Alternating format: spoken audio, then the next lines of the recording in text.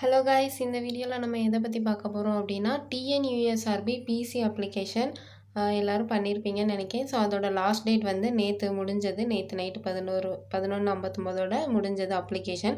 So இன்றைக்கி பார்த்தீங்க அப்படின்னா அதோட கரெக்ஷன் விண்டோ வந்து ஓப்பன் பண்ணியிருக்காங்க. ஸோ அந்த எப்படி எடிட் பண்ணுறது, நீங்கள் எதுவும் மிஸ்டேக் விட்டுருந்தீங்க அப்படின்னா எப்படி எடிட் பண்ணுறது, கரெக்ஷன் டேட்டு லாஸ்ட் டேட் என்றைக்கு அப்படின்றது ஃபுல் டீட்டெயில்ஸ் வந்து இந்த வீடியோவில் பார்க்கலாம். ஸோ இது நீங்கள் எதுவும் மிஸ்டேக் பண்ணியிருந்தீங்க அப்படின்னா இந்த இதில் எடிட் பண்ணிக்கோங்க. ஏன்னா அப்ளிகேஷன் எடிட்டால் எதுவும் பிரச்சனை வந்துடக்கூடாது, உங்களுக்கு சின்ன மிஸ்டேக்கால் எதுவும் ப்ராப்ளம் ஆகிடக்கூடாது. அதுக்காக தான் இந்த எடிட் ஆப்ஷன். ஸோ இது நீங்கள் எப்படி எடிட் பண்ணணும் அப்படின்னா டிஎன்யூஎஸ்ஆர்பி வெப்சைட் ஓப்பன் பண்ணிக்கோங்க. கூகுளில் ஓப்பன் பண்ணிவிட்டு நம்ம ஆன்லைன் அப்ளிகேஷன் ஸ்டார்ட் பண்ணோம்ல, ஸோ அதே மாதிரி தான் police common requirement for police constable அந்த இதில் ஆன்லைன் அப்ளிகேஷன் வந்து கிளிக் பண்ணிக்கோங்க. ஸோ அது கிளிக் பண்ண உடனே நமக்கு ஆஸ் யூஷுவல் நார்மலாக சைன்இன் பண்ணுற மாதிரி கேட்கும். ஸோ ஃபஸ்ட்டு சைன்இன் பண்ணிக்கோங்க. உங்கள் யூசர் ஐடி பாஸ்வேர்ட் கொடுத்து சைன்இன் பண்ணிக்கோங்க. ஸோ நீங்கள் சைன்இன் பண்ணதுக்கப்புறமா உங்களுக்கு வந்து இந்த கேண்டிடேட் டேஷ்போர்ட் அப்படின்ற பேஜில் ஆக்சுவலாக என்ன இருக்குன்னா view application, payment receipt, change password, application status இது மட்டும்தான் இருக்கும். ஸோ இன்னையிலேருந்து என்ன அப்படின்னா எடிட் அப்ளிகேஷன் அப்படின்ற ஒரு நியூவாக ஆப்ஷன் வந்து ஓப்பன் ஆகிருக்கும். நீங்கள் அப்ளை பண்ணும்போது ஏதாவது சின்ன மிஸ்டேக், அதாவது நம்ம சேனலில் அப்லோட் பண்ண வீடியோலையே நிறைய பேர் கேட்டிருந்தீங்க, மேம் நான் தம்பை அப்லோட் பண்ணும்போது அது வெர்டிக்கலாக பண்ணிட்டேன், இல்லை நான் வந்து ஸ்கூல் போடும்போது ஸ்பெல்லிங் மிஸ்டேக்காக பண்ணிட்டேன், வேறு எதுவும் மிஸ்டேக்கு பிஎஸ்டிஎம்மில் இயர் வந்து மாற்றி கொடுத்துட்டேன், அந்த மாதிரி ஏதாவது ஸ்கூல் மாற்றி கொடுத்துட்டேன், ஸ்பெல்லிங் மிஸ்டேக் பண்ணிட்டேன். ஸோ அந்த மாதிரி உங்களுக்கு மிஸ்டேக் ஏதாவது பண்ணியிருந்தீங்க அப்படின்னா இப்போ வந்து நீங்கள் தாராளமாக எடிட் பண்ணிக்கலாம். அப்ளிகேஷன் மேக்ஸிமம் முடிஞ்சளவு மிஸ்டேக்ஸ் இல்லாமல் இருக்கணும். இன்கேஸ் ஏதாவது பண்ணியிருந்தீங்க அப்படின்னா இந்த எடிட் அப்ளிகேஷனில் போய் நீங்கள் சேஞ்ச் பண்ணிக்கலாம். ஓகேவா? ஸோ இந்த பேஜ் ஓப்பன் ஆகும். ஸோ இதில் வந்து என்னென்ன நீங்கள் எடிட் பண்ணலாம் அப்படின்றத பற்றி டீட்டெயில்ஸ் கொடுத்துருக்காங்க. ஸோ நம்ம அது லைட்டாக பார்த்துருவோம். இணையவழி விண்ணப்பத்தில் திருத்தம் வந்து முக்கிய அறிவிப்புகள் என்ன அப்படின்னா, கரெக்ஷன் விண்டோ எப்போ இருந்து நீங்கள் எப்போ வரை பண்ணிக்கலாம் அப்படின்னா 22/9/2025 அதாவது 12 மணி ஸ்டார்ட் ஆகிற டைம்லேருந்து. ஏன்னா அப்ளிகேஷன் வந்து 21/11:59க்கு முடிஞ்சிருக்குமா. ஸோ 12/1லேருந்து 25/9/2025 23:59 அதாவது 11 மணி 59 நிமிஷம் வரை நீங்கள் வந்து எடிட் பண்ணிக்கலாம். 22ஆம் தேதியிலேருந்து 25ஆம் தேதி வரை. ஸோ ஒரு 3 டேஸ் கொடுத்துருக்காங்க. ஓகேவா? எதுவும் மிஸ்டேக் இருந்தது அப்படின்னா நீங்கள் வந்து இந்த டைம்குள்ளே எடிட் பண்ணிக்கலாம். மிஸ்டேக் இருந்தால் கண்டிப்பாக இந்த டைமில் பண்ணிடுங்க. இதுக்கப்புறம் எடிட் பண்ண ஆப்ஷன்லாம் ஒன்றும் தரமாட்டாங்க. ஸோ இதுக்கப்புறம் எடிட் பண்ண முடியாது. ஏதாவது தெரியாமல் மிஸ்டேக் விட்டுருந்தீங்க அப்படின்னா அந்த டைமில் கண்டிப்பாக எடிட் பண்ணிடுங்க. ஓகேவா? சரி, ஓகே, அது சின்ன மிஸ்டேக் தானே, பார்த்துக்கலாம் அப்படின்னு நினைக்காதீங்க. எதுவும் மிஸ்டேக் உங்களுக்கு தெரிஞ்சு விட்டுருந்தீங்க அப்படின்னா அந்த டைமில் கண்டிப்பாக எடிட் பண்ணிடுங்க. ஓகேவா? ஸோ இப்போ இதில் சம் கண்டிஷன்லாம் கொடுத்துருக்காங்க. என்ன அப்படின்னா, யாரெலாம் எடிட் பண்ணலாம் அப்படின்னா, நம்ம ஆல்ரெடி அப்ளிகேஷன் வந்து சப்மிட் பண்ணி பேமெண்ட் பண்ணவங்க மட்டும்தான் எடிட் பண்ண முடியும். ஓகேவா? ஸோ நெக்ஸ்ட்டு விண்ணப்பத்தின் ஒவ்வொரு பக்கத்தின் இறுதியிலும் சேவ் அண்ட் ப்ரொசீட் இருக்கும். அதாவது நம்ம அப்ளை பண்ணும்போது எப்படியெல்லாம் ஃபில் பண்ணிவிட்டு சேவ் அண்ட் ப்ரொசீட் கொடுப்போம்ல, அதே மாதிரி தான் இதுலேயும் நம்ம எல்லாம் பண்ணிவிட்டு எடிட் பண்ணணும்னா பண்ணிவிட்டு, எடிட் பண்ணாத பேஜ் இருந்துச்சுன்னா டைரெக்டாக செக் பாக்ஸ் கிளிக் பண்ணிவிட்டு சேவ் அண்ட் ப்ரொசீட் கொடுத்துடலாம். ஒரு முறை மாற்றம் செய்து சமர்ப்பித்த பிறகு மேற்கொண்டு மாற்றம் செய்ய முடியாது. அதாவது நீங்கள் எடிட் பண்ணி சப்மிட் பண்ணிட்டீங்க அப்படின்னா அகைன் வந்து சேஞ்ச் பண்ண முடியாது. நல்லா ஞாபகம் வச்சுக்கோங்க. விண்ணப்பதாரர்கள் தங்கள் விண்ணப்பத்தில் திருத்தங்கள் மேற்கொண்ட பின்பு தொடர்ச்சியாக அடுத்து வரும் பகுதிகளையும் மிக கவனமாக பார்க்க வேண்டும். ஓகேவா? அதாவது என்ன சொல்கிறாங்கன்னா, இப்போ நீங்கள் வந்து ஏதாவது ஒரு பேஜில் வந்து எடிட் பண்ணுறீங்க, பண்ணிவிட்டு எனக்கு இந்த ஒரு பேஜ் மட்டும்தான் பண்ணணும் அப்படின்னு சொல்லிட்டு அதை மட்டும் டக்குன்னு பண்ணிவிட்டு மீதியெல்லாம் கடகடன்ட்டு சேவ் அண்ட் ப்ரொசீட் கொடுத்துடக்கூடாதுன்னு சொல்கிறாங்க. ஒரு பேஜில் பண்ணியிருக்கீங்கன்னா மற்ற பேஜில் உள்ள டீட்டெயில்ஸும் கரெக்டாக இருக்கா அப்படின்ட்டு பார்த்துக்கோங்க, இந்த மாதிரி சொல்லியிருக்காங்க. நெக்ஸ்ட்டு திருத்தம் செய்த பின்னர் முற்காட்சி, அதாவது ப்ரிவ்யூ பக்கம் செய்து எல்லாம் கரெக்டாக இருக்கா, நம்ம எடிட் பண்ண டீட்டெயில் போக மீதி எல்லாமும் கரெக்டாக இருக்கா அப்படின்றத பார்த்துட்டு அதுக்கப்புறம் நீங்கள் வந்து சப்மிட் கொடுக்குற மாதிரி இருக்கும். ஓகேவா? கடைசியாக உள்ள உறுதிமொழியில் நம்ம அப்ளை பண்ணும்போது எஸ்ஐ அக்ரி டு ப்ரொசீட் கொடுப்போம்ல, அதை தான் கொடுக்கணும்.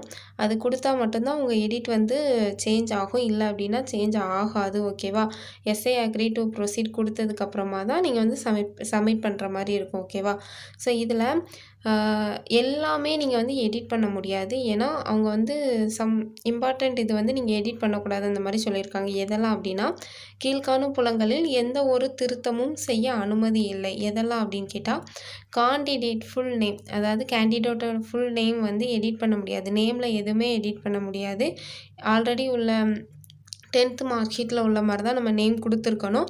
ஸோ அதை வந்து நீங்கள் எடிட் பண்ண முடியாது. Father name, mother name edit பண்ண முடியாது. பாதுகாவலர் பெயர் எடிட் பண்ண முடியாது. அதுக்கப்புறம் மொபைல் நம்பர், இமெயில் ஐடி கொடுத்துருப்பீங்கள்ல, அது வந்து எடிட் பண்ண முடியாது. டேட் ஆஃப் பர்த்து எஸ்எஸ்எல்சி சர்டிஃபிகேட்டில் உள்ள மாதிரி கொடுத்துருக்கணும். ஸோ அதில் எதுவும் மிஸ்டேக் விட்டுருந்தீங்கன்னா எடிட் பண்ண முடியாது. ஸோ இந்த கேட்டகரியில் இருக்குது உங்களோட name, father's name, mother's name, அப்புறம் கார்டியன் நேம், அது போக mobile number, email ID, date of birth இதெல்லாம் எடிட் பண்ண முடியாது. ஓகேவா? இதை தவிர வேறு எதுவும் நீங்கள் மிஸ்டேக் விட்டுருந்தீங்கன்னா அது வந்து நீங்கள் எடிட் பண்ணிக்கலாம். ஓகேவா? இந்த இதில் வந்து செக் பாக்ஸ் கொடுத்துருக்காங்க. ஸோ அதெல்லாம் டிக் பண்ணிவிட்டு அதுக்கப்புறம் தான் நீங்கள் வந்து எடிட் ஸ்டார்ட் பண்ணுற மாதிரி இருக்கும். ஸோ இதில் கொடுத்துருக்க செக் பாக்ஸ்லாம் டிக் பண்ணிக்கோங்க. பண்ணிவிட்டு இப்போ நான் வந்து எடிட் பண்ண போகிறேன் அப்படின்னா இதை கிளிக் பண்ணிங்கன்னா உங்களுக்கு வந்து உங்கள் பேஜ் ஓப்பன் ஆயிரும். ஸோ இது வந்து நம்ம நார்மலாக அப்ளை பண்ணும்போது எப்படி இருந்துச்சோ அதே மாதிரி தான் இருக்கும். ஸோ எல்லாம் நம்ம அப்ளிகேஷன் கம்ப்ளீட் பண்ணதுனால எல்லாமே கம்ப்ளீட்டட் இந்த மாதிரி இருக்கும். ஸோ இப்போ வந்து நெக்ஸ்ட் கொடுத்துக்கோங்க. நெக்ஸ்ட் கொடுத்துட்டு உங்களுக்கு எந்த பேஜில் எடிட் பண்ணணுமோ அந்த பேஜில் மட்டும் எடிட் பண்ணுங்கள். மற்ற பேஜில் சும்மா உள்ளே கை வைக்காதீங்க. எந்த பேஜில் எடிட் பண்ணணுமோ அதில் மட்டும் கை வைங்க. மற்ற பேஜில் நம்ம கொடுத்த டீட்டெயில் எல்லாம் கரெக்டாக இருக்கான்னு மட்டும் பார்த்துக்கோங்க. ஓகேவா?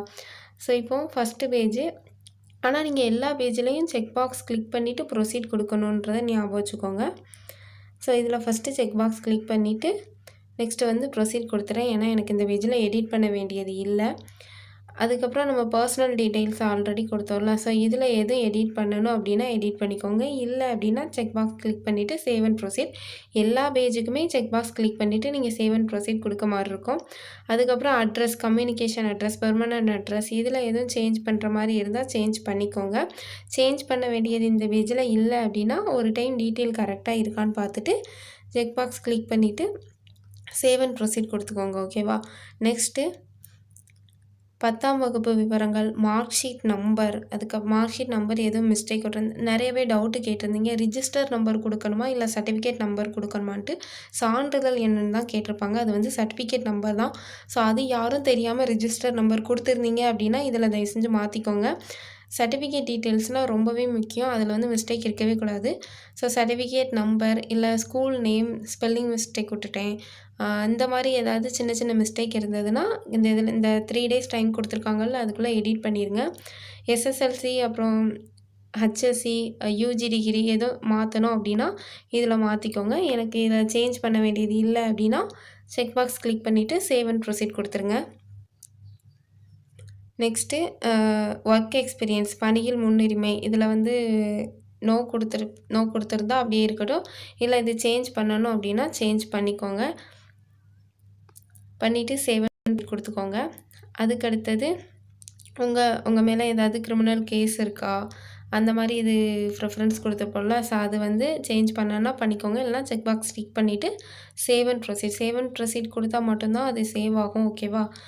வாரிசு கோட்டா இல்லை வேறு ஸ்போர்ட்ஸ் கோட்டா இந்த மாதிரி எதுவும், ஏன்னா அந்த இதெல்லாம் அடிஷ்னலாக உங்களுக்கு தனியாக காட்டக்கூடியது, ப்ரிஃபரன்ஸ் கொடுக்கக்கூடியது.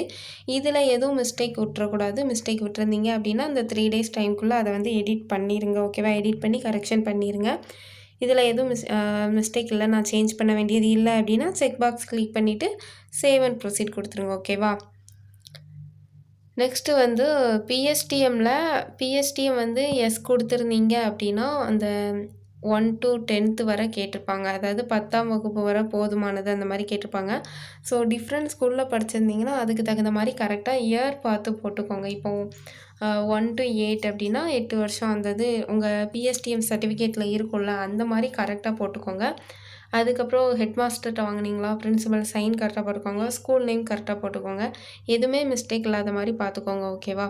ஸோ இது வந்து எனக்கு எதுவும் மிஸ்டேக் இல்லை, இதில் சேஞ்ச் பண்ண வேண்டியது இல்லை அப்படின்னா செக் பாக்ஸ் கிளிக் பண்ணிவிட்டு save and proceed. So PSTM எல்லாம் கரெக்டாக கொடுத்ததுக்கப்புறம் நீங்கள் வந்து எக்ஸாம் சென்டர் வந்து நீங்கள் சேஞ்ச் பண்ண முடியாது. ஓகேவா? ஸோ அதனால் இந்த பேஜில் எதுவும் பண்ண முடியாது. நெக்ஸ்ட்டு செக் பாக்ஸ் டிக் பண்ணிவிட்டு சேவ் அண்ட் ப்ரொசீட் கொடுத்துக்கோங்க. அதுக்கப்புறமா நீங்க டாக்குமெண்ட் அப்லோட் பண்ணுறதுல எதுவும் வந்து நீங்க மிஸ்டேக் விட்டுருந்தீங்க அப்படின்னா, அ அத வந்து இது பண்ணிக்கலாம். ஓகேவா? டாக்குமெண்ட் அப்லோட் பண்ணுறதுல எதுவும் மிஸ்டேக் விட்டுருந்தீங்க அப்படின்னா, அத கரெக்ஷன் பண்ணிக்கோங்க. எடிட் பண்ணிவிட்டு கீழே வந்து செக் பாக்ஸ் கிளிக் பண்ணிவிட்டு சேவ் அண்ட் ப்ரொசீட் கொடுத்துருங்க.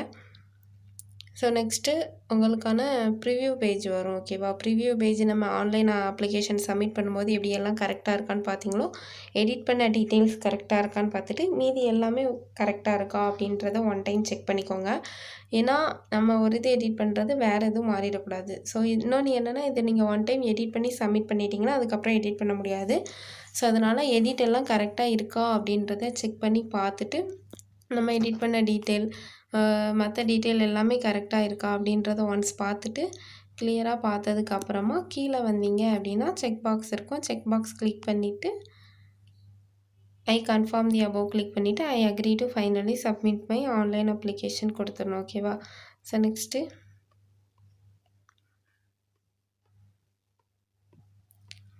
அப்படியே கீழே வந்தீங்கன்னா செக் பாக்ஸ் கிளிக் பண்ணிவிட்டு, ஐ கன்ஃபார்ம் தி அபோவ் கொடுத்தீங்க அப்படின்னா, yes I agree to proceed அப்படின்னு கொடுத்துட்டு, I agree to finally submit my online application கொடுத்துட்டீங்க அப்படின்னா, நீங்கள் எடிட் பண்ண டீட்டெயில் எல்லாமே சேஞ்ச் ஆயிரும். ஸோ இப்போ வந்து நீங்கள் உங்கள் அப்ளிகேஷன் ஃபார்ம் டவுன்லோட் பண்ணிக்கலாம். இதுக்கப்புறம் அப்ளிகேஷன் ஃபார்மில் நீங்கள் எடிட் பண்ண டீட்டெயில் கரெக்டாக இருக்கா, அப்புறம் மற்ற டீட்டெயில் எல்லாமே கரெக்டாக இருக்கான்னு ஒன்று செக் பண்ணிக்கோங்க. ஓகேவா? ஸோ இவ்வளோ தான் எடிட் அப்ளிகேஷன். ரொம்ப ஈஸி தான். ஈஸியாக பண்ணலாம். நீங்களே பண்ணலாம். அப்ளை எப்படி நீங்கள் மொபைலில் நீங்களே ஈஸியாக பண்ணீங்களோ, அதே மாதிரியே எடிட்டும் பண்ணலாம். ஏதாவது மிஸ்டேக் விட்டுட்டு அது எடிட் பண்ணும்போது ஏதாவது தப்பாக பண்ணிருமோ, இல்லை எடிட் ஏதாவது தெரியாமல் நம்ம மாற்றி பண்ணிடக்கூடாது அப்படிலாம் நினைக்க வேண்டாம். எடிட் வந்து ரொம்ப ஈஸி தான். நீங்கள் அப்ளிகேஷன் எப்படி பண்ணீங்களோ அதே மாதிரி தான் எடிட்டும் பண்ண போகிறீங்க. ஸோ பெருசாக வேறு மாதிரிலாம் நீங்கள் டிஃப்ரெண்ட்டாலாம் பண்ண போகிறதில்ல. ஸோ எதுவும் மிஸ்டேக் விட்டுருந்தீங்க அப்படின்னா தயவு செஞ்சு எடிட் பண்ணிடுங்க. எடிட் பண்ணி கரெக்ட் பண்ணிடுங்க. அப்ளிகேஷன் கரெக்டாக சப்மிட் பண்ண பாருங்கள். ஸோ அவ்வளோதான் எடிட் பண்ணுறதுல எதுவும் டவுட் இருந்தது அப்படின்னா, கமெண்டில் கேட்டுட்டு அதுக்கப்புறமா நீங்கள் எடிட் பண்ணுங்கள். ஏன்னா எடிட் ஒன் டைம் தான் பண்ண முடியும் அந்த மாதிரி சொல்லியிருக்காங்க. ஸோ எதுவும் டவுட்னாலும் கமெண்டில் கேளுங்க. இது மேக்ஸிமம் 3 டேஸ் தான். 3 டேஸ்க்குள்ளே என்ன மிஸ்டேக் பண்ணியிருந்தாலும் எடிட் பண்ணி கரெக்ட் பண்ணிக்கோங்க. ஆல்ரெடி அவங்க சொல்லியிருந்த மாதிரி நேம், ஃபாதர் நேம், அப்புறம் mother name, guardian, date of birth, mobile number, email ID இதை மட்டும் நீங்கள் எடிட் பண்ண முடியாது. ஸோ இதை தவிர வேறு ஏதாவது சின்ன மிஸ்டேக் விட்டுருந்தீங்க அப்படின்னா எடிட் பண்ணிடுங்க. இதெல்லாம் ஒரு மிஸ்டேக் தானே, சும்மா இருக்கட்டும் அந்த மாதிரி அசால்ட்டாக இருக்காதீங்க. எடிட் பண்ணிடுங்க. அப்ளிகேஷன் ரொம்ப முக்கியம். ஓகே, அவ்வளோதான். இந்த வீடியோவில் எதுவும் டவுட் இருந்தது அப்படின்னா கமெண்டில் சொல்லுங்கள். நான் ரிப்ளை பண்ணுறேன். நெக்ஸ்ட் வீடியோவில் பார்க்கலாம். தேங்க்யூ.